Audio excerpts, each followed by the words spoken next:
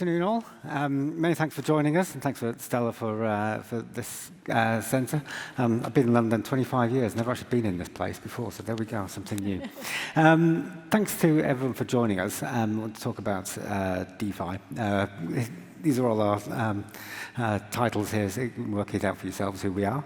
We're going to jump straight into it. There's a certain assumption, I think, based in this question about whether regulation is a barrier to product adoption, and that is that regulation actually is fit for DeFi, decentralized finance. Of course, it's something that is purposefully built without a central authority. So maybe we'll just start off saying that is it really possible to actually even begin to regulate DeFi before we get into the how and the why and what we're looking at? On a broad philosophical level, is this actually doable? Let's start with Candace. Well, I think you have to start with really defining what DeFi is, which I don't think has necessarily been done particularly well. I like to think of it kind of flipping it on its head, which is thinking about control. So as Tomer just mentioned, when someone asked about the interoperability between wallets and anchors and the DeFi protocols, there is, at this present time, there is always an on-ramp and an off-ramp. There is always some place where there is some centralization and some control. And maybe that is where the regulation needs to start. And then see if those pieces are regulated, do we really need, does the DeFi aspect of a flow really need regulation? What are the risks that need to be addressed, as opposed to looking at the whole thing and saying, hey, in traditional finance, we regulate this whole stack, this whole flow. I think we really need to look at each piece to see. Plenty of that to come to, but do you think this is really something that actually you can regulate in the first place? Yeah, look, I think at a sort of philosophical level, I think that there is a demand for at least some degree of regulation of any sort of service that sort of transfers value, particularly financial value. And I think I sort of say that because we have this long history outside of the digital asset crypto space whereby as societies, we've agreed that there are certain minimum requirements, there are certain things where your individual rights will be counterbalanced by some sort of obligations, things like terrorism financing or child sex abuse material, where we've sort of said that those are sort of hard lines at which we should be able to, your right to privacy, for example, isn't overridden by, the need to know in those examples. And then I think sort of beyond philosophy, there's a sort of a very kind of practical market demand, which says that if the people in this market want DeFi to grow, and presumably they do because growth equals, sort of economic opportunity, then you're also going to need to have some sort of regulatory environments because it's very difficult to see getting to a certain mass of transactions if you don't create an environment where some of the biggest players in the world are going to want to play. Sarah, is it philosophically even doable? Yeah, I think it's doable. I think Candace pointed out two really important things, which are control and risk. And control is somewhere where we try to identify places where we might be able to actually put regulation onto the ecosystem. But risk, I think, is really the key here. And one of the great things about our industry is how innovative it is. And I think there's a really large opportunity to create technical tools that can be implemented into the system to address risk, but aren't necessarily forcing intermediation back into the system, which is the traditional financial kind of knee-jerk reaction. Candace, you brought up the crucial issue here of control and where you find that point. In traditional finance, it's very clear. Regulators around the world like to regulate according to either product and by individual behavior, and have people responsible for things. People don't move, and products are fairly standardized, to take a share, for example. Regulators like that. Doesn't apply in DeFi. So, in terms of people and products, so where does that control, where does that pinch point for you take place? Well, I think it's hard to generalize. I think if you look at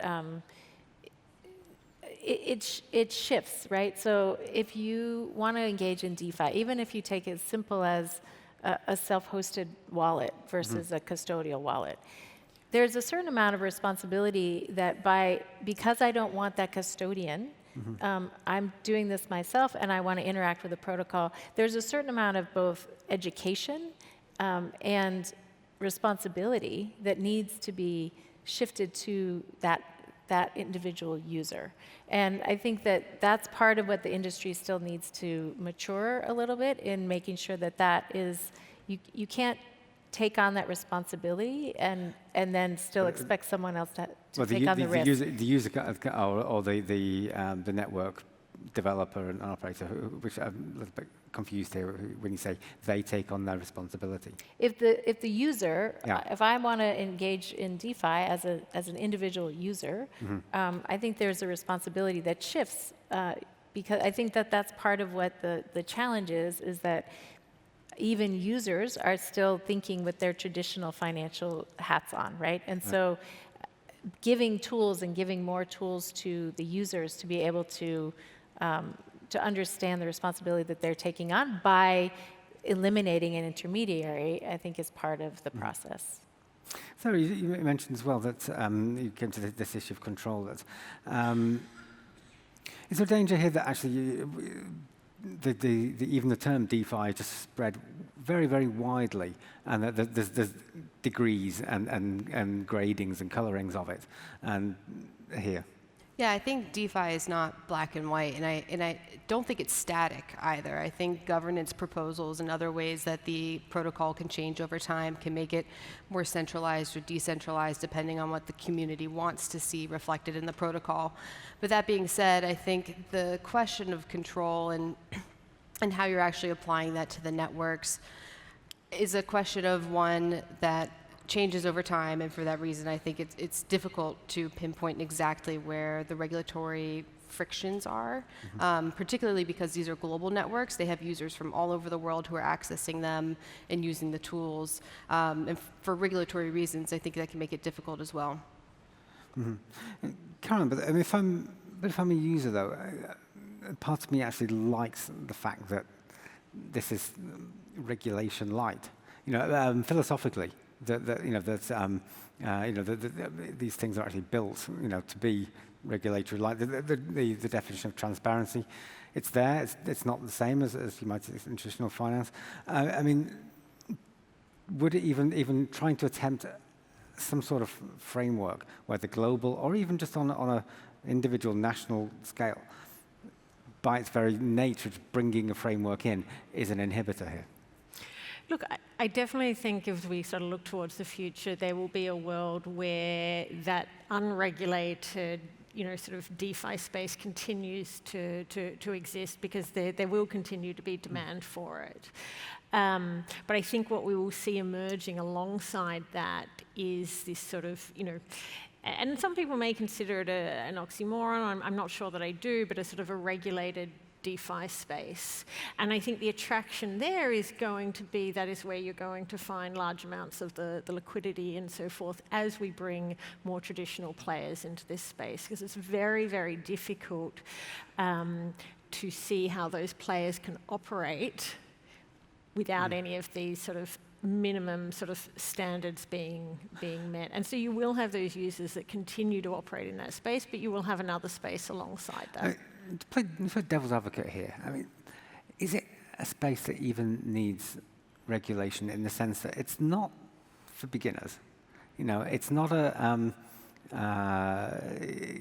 it's not something that you would want to push people into straight away, because they would have very little idea of what it all is. So it's to some extent it's a sophisticated market, and it's for the argument is it's for grown-ups, and that no matter how you try to wherever you put on the scale, no matter how you try and do this, it just isn't isn't for it. Yeah, look, I think that's sort of perhaps been true historically, also when the user experience hasn't been, it isn't a very accessible space perhaps historically, but more and more we see, whether it be, the front ends or, through the use of AI agents where people are going to be able to access protocols directly through their agents, that is going to shift. So that I think that accessibility barrier is actually going to drop. And then you're going to have people saying, well, do I want to be in a liquidity pool with just anybody that can enter that pool, or do I want to know that there is some sort of minimum safeguard about who is in that pool alongside me? Sarah, what sort of regulation would be sort of possible? I mean, when we talk about regulation, again, that's a broad topic. You've got things like, things like product standardization or, consumer protection in terms of the money.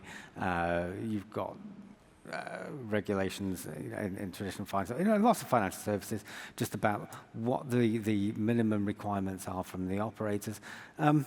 What kind of things might be possible here? It's a good question. I think it would depend on who you ask. I think there's a large philosophy in the industry that it's on a scale of please don't touch me at all to we can find a way forward and be almost like traditional finance. And along that scale, I think there are a few places where people tend to gather around as potential solutions. I think where there are intermediaries, like where a development company is actually hosting a front end, for example, that front end might be a place where you would do know your customer checks, so identification, different kinds of requirements there. I think code audits is another big one. I think people are really concerned about bugs in code and the ability of bad actors to take advantage of those weaknesses. So to the extent that you can publicize the information about your code and really prove to the public and your users that you're going forward through the community process to improve the protocol to make it safer for users, I think is another place that people really agree. Candace, same question to you then. I mean, is it possible to actually even begin to think about areas of regulation? Yeah, I think I want to pick up on that security point. That's something that when Soroban was even still just in testnet, we spent a lot of time thinking about that at the foundation of like the security. There's a lot of talk in this space of it's open source. Everyone can look at it. Everyone can, but are they? And is an average user able to do that? So that, I think, is another opportunity area where it doesn't need to be regulation, but regulators get nervous and start thinking, oh, we need to regulate this when bad things happen, right? And so if there are no bad things happening, there are a lot of other areas of the law and regulation that people can focus on. So if the industry steps up and says, you know what, we're going to, for example, we had a security audit bank. So we had security firms that understand the Stellar technology, and people could use those audits because, let's face it, when you're a developer, your legal costs and your security costs are not the first two things you want to worry about, but they need to be. Because if those two things are addressed, then you're going to have far fewer bad things happening, and that is a good user experience. It makes regulators calmer and allows the space to grow and to mature and to figure out what are those small areas that do need maybe some regulation. On the other hand, as we've seen from the last 15 years in, say, the banking and the tech industries, when somebody says, actually, we'll regulate ourselves and we'll agree our own standards, it tends not to always have great outcomes for consumers. Yeah, I agree with you. I mean, I think the U.S. in particular, privacy was one of those good examples. Janelle will tell you that all day long. But that's not what I'm saying. What I'm saying is the technology can be part of the solution, and the technologists and the developers understand that better than the regulators. So focus on that. Figure out how do you close those gaps, right? There's always the gap that regulation fills, right, in different sectors is large or small. So if the technology fills those gaps by, for example, and the industry, by saying we have open source code, we have standards, we have ways of making sure that there aren't that the security vulnerabilities are minimized, then the regulation can focus on other gaps and narrow that down, as opposed to it being this very broad, not particularly well-defined DeFi that makes people nervous, and we need to regulate it and make it look like TradFi. So make the vulnerabilities and the risks lower by using the technology. I mean, having said that, I mean, regulation of technology operations, not just crypto, but most industries, even traditional finance. I mean, the EU started doing it with the DORA Act right now, but it's a relatively important issue for them, compared to others. Caroline, perhaps in terms of what the other regulation, maybe in terms of investor protections, or in terms of is it possible to standardize products, or whether it's putting some sort of responsibility on the DeFi operators. I mean, does any of that apply here? And if so, where do you think it can go? Yeah, look, I think if we look even what's happened in sort of CeFi, we've seen a kind of a natural progression that it sort of starts with sanctions and moves more into broader AML, and then we see an interest in things like consumer protection or market integrity, market manipulation rules. And so there is a sort of, even if you look in traditional finance, you've had a sort of a very similar evolution in terms of the sort of pillars of regulation that we can anticipate that when regulators fully sort of turn their attention to this space that they're actually going to get to. And we have already started to see in the DeFi space some of the building, for example, sanctions. We have sanctions screening tools, for example, in the DeFi space. But I think one of the things, which is very, very challenging is that we don't necessarily have enough signals from the market to build more things to address perhaps some of these other areas, because we don't have any regulatory framework yet, and we don't have the demand from the market. And so therefore, regulators look at it and say, well, you have all these risks which aren't being addressed. But by the time the regulators turn for it, there's not the time for the products to actually be built and actually for them to have that input. So you almost need the technical side to start developing those solutions. And we do see some of it, for example, on KYC, some of the kind of, wallet tokens, for example, identity tokens that sit in wallets. I mean, regulators seem to have a difficult time enough in actually just pulling out the regulations for what you might call CeFi. Yeah. In the US, still haven't got a stablecoin bill. Fit21 is somewhere. And by the time they get around to DeFi, who knows when that could be. Yeah. Does it then become incumbent on the industry to kind of sort itself out?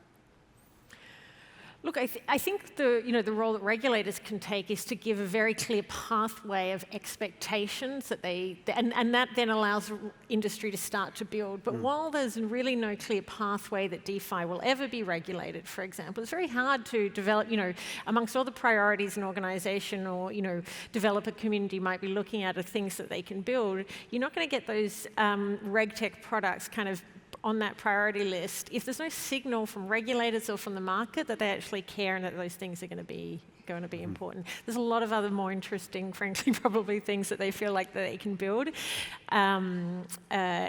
there's no clear demand signal that's coming. Mm-hmm. And Sarah, is this a sense here that actually trying to create very specific rules and regulations for DeFi is just, it's a fool's errand. It's never going to happen. And actually, what we've actually got already are a sort of an emerging groundswell of regulations that's actually coming through enforcement. You look in the States, and particularly in the States, because they have such an aggressive culture on this. There's been a lot of high-profile cases where people have been prosecuted, sent to prison as well, one or two, for things that have happened on DeFi platforms. Think of something like Mango Markets, for example. Because of its commitment to transparency and the way that you might actually be able to work out what people's intentions are through the code and work your way back. That actually what is sort of out there in terms of existing laws, both in terms of securities law and just in terms of laws around fraud, in terms of AML, KYC, that's actually the bedrock of what the regulation is going to be here. Is that what's happening? Yeah, I mean, I think there are a certain number of risks that all regulators are concerned about, and bad people using your technology to further their bad purposes is definitely one of them. So if North Korea is hacking a DeFi protocol and draining all the liquidity and sending it back to help their nuclear weapons program, that's a huge issue in the eyes of legislators and regulators abroad, and even the United States in particular. And so I think looking at where are the weaknesses, where are people able to take advantage of your technology are definitely places that people are trying to impose existing regulations onto. But I think that, to your point, it's a very sophisticated market. It takes a sophisticated user. I think it also takes a sophisticated regulator and legislator in order to understand how the technology works, because the traditional financial regulations don't just superimpose themselves onto DeFi. I think there are lots of frictions there based on the way the technology works, how changes are made to the protocol, where liability lies. I think there are lots of questions. And so for that reason, you have issues where regulators, their normal reaction is just to take what they've already put in place and for traditional finance and just put it right onto DeFi protocols, because they think, oh, I'm just exchanging assets. Like, my end goal is the exact same as if I went to my broker and tried to exchange one stock for another. I'm doing the same with tokens. But what they don't understand is the back end of the product and how different they operate and how decentralized the space is and what that actually means for where you can put the regulations and who they impact. Candace, is that what's might actually be happening? That actually what you have as a priori laws, the criminal laws, or KYC, AML, these are the bedrock of what was actually happening. Fraud is fraud, no matter what the technology is you use, right? Is this actually the kind of going to be the kind of the future? That actually there may be minimal policy and regulations, but actually everyone will know what the boundaries are simply because it's criminal and behavior and intent. I to a certain extent, but I also think that even just using the same certainly instead of saying KYC, and because if you say KYC, it implies a particular way that in traditional finance we check for that. Really, you should be looking at what are the risks, right? The KYC is the answer to the risk of bad actors. If you're a DeFi operator, how are you going to do that, though? Well, are you implying that there is a sole DeFi operator? Because that is DeFi. Yeah, well, indeed. Well, I mean, how do you know that okay, so maybe not one, but there might be a handful of people running a particular protocol. How do they know they're not, I don't know, being used by the North Koreans to help when they've just drained, someone in the latest hacking that's being used to help move their money around? Well, there's certainly plenty of bad actors who use technology, all sorts of different technologies for bad purposes. And that is, you can look at the internet, you can look at Facebook, so certainly, but I think that there are ways to build in tools, and even blockade, which was just mentioned in the last presentation. If you're building in more ability to see transaction tracing, see what is happening on this open, transparent network, there's a lot of information that's out there, right? So I don't think it would be that hard, whether it's the operators, as you want to, if you want to say that you can. But who's responsible for that? And and we all know that when you put somebody's name to something, they become responsible, and it can be both an inhibitor and a driver of things. Can you do that with DeFi? True DeFi? I don't think so. I think if code is put out into the world and is not being operated by individuals, then how it's been used is, I'm not sure that you can. I do think you can have, you can have things like, blacklist or whitelist models where, you're not allowed into what I sort of think of as these, individual DeFi ecosystems if, through sanction screening tools, for example, or a whitelist, you can only get into the pool if you've kind of on the kind of pre-approved list of wallets. But equally, some of the proposals that are out there in terms of identity tokens that, sit within wallets, and if you have, essentially a sort of a KYC'd identity token that is within your wallet, then then you meet the requirements to be able to sort of play within that particular sort of DeFi playground. So I think there are technical solutions which exist. They are not, I wouldn't say don't have widespread adoption as yet, but that comes back to where those signals are coming from, whether it be from the market or from regulators, that those things are actually in demand or required. Is there any signals coming back at the moment, from anywhere around the world? Look, I think they're starting to see some, and I think Mika is like a very, very good example of what perhaps the industry should be thinking more about, the DeFi industry, because you essentially have a situation where DeFi was carved out for Europe for their rules, but essentially now you're getting a very strong narrative from the regulators in Europe, which say, well, given that we don't think any of you are actually decentralized, you're actually just going to fall within Mika anyway. So, and that it misses an opportunity for the industry to build specific tools which don't meet the obligations in the same way. They may not look the same, but they achieve the same objective. But we're going to miss that opportunity as an industry because regulators, by actually not having a clear, separate set of rules for DeFi, are just going to lump them in with CeFi, and you're going to be subject to the same obligations. But just to follow up on that line of thought from Caroline there, Sarah, if you do that, does that make DeFi more like people who follow that, does that make them more like a CeFi player, that therefore undermining the whole point of the protocol? Yeah, it's hard. I think the natural inclination is to centralize because that's the way we've always done things. And so that's the way that I think most people tend to try to solve for risks and systems and try to protect consumers as well, is to hold someone responsible. But the trustless nature of these networks, the permissionless, I think that's what makes them so unique. And whatever regulation comes forward should really be flexible enough to not actually squash that. Because I think that's where so many of the benefits come from, is because this system is so unlike what we have right now. But that doesn't mean that it's easy to adopt that system. It doesn't mean that it's easy to adapt that system even to going forward to better suit the needs of regulators and users, et cetera, to protect them. So I think that's an ongoing conversation that's difficult, but it's something I think that the industry can definitely achieve because there are so many potential benefits in the space that there's enough incentive to do the right thing. Like that's all of my members want to do the right thing, and I think there are so many companies in the space that want to achieve that.